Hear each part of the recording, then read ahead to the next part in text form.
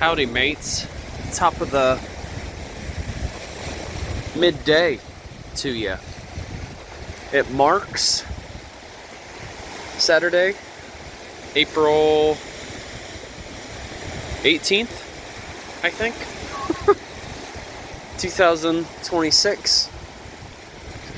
And welcome to the state of Maine, specifically located near Ogunquit, which is, in fact, a town that comes from a term used by the Abenake tribe, which was like one of the original native tribes that inhabited the area and still have ties to this region too, if I'm not mistaken. But it basically means, the term means an ideal place by the ocean. And that is indeed very true. Maine, in general, is very well known for its rocky shores along the Atlantic. And in particular, this well-known walkway that is above us is known as the Marginal Way. And it is a rather favorite staple in the village. But primarily Ogunquit it's a fishing town. And it just has that sense of culture that is indeed unique to the region. Though I will say, the lobster is a bit expensive right now. So, I'm sure that there will be a time that I will have lobster, just not quite yet. But boy, does it feel relieving and gracious to be in the state of Maine again. The last time I was practically up this way was in 2017, so almost a decade. But the neat facet, aside from the Marginal Way, is looking at the geology itself.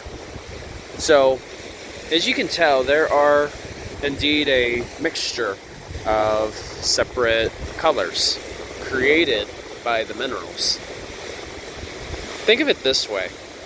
The minerals are like the ingredients that make up a rock. In particular, in this region, the stratigraphy is known as the Kittery Formation, which is primarily made up of metamorphic and igneous rocks. Essentially, a metamorphic rock, the best way to describe it is you have your igneous rock, which is mostly a volcanic material. Basalt is a great example of an igneous rock.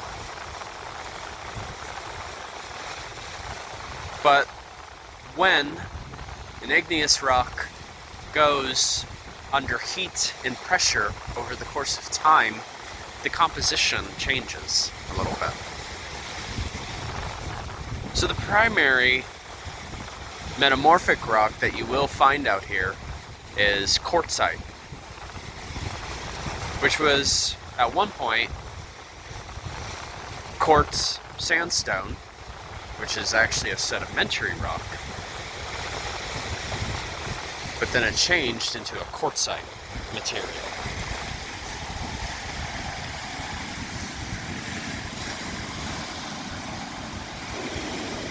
But fascinatingly, if you look here, if you look along this distinct line that I follow, yeah, like right here, where it's darker compared to the rest of the rock, this is an example of a dike, which essentially means there was an intrusion among the existing rock. A dike is basically like a wedge, more or less. But the primary basis of how these rocks came to be is the fact that you go back to a time when some of the tectonic plates were a bit different. So there was a point in which according to geologists, there was a point in which the mid-Atlantic ridge came into existence. And then what occurred was the fact that the rock that was already existing here is eventually eroded away,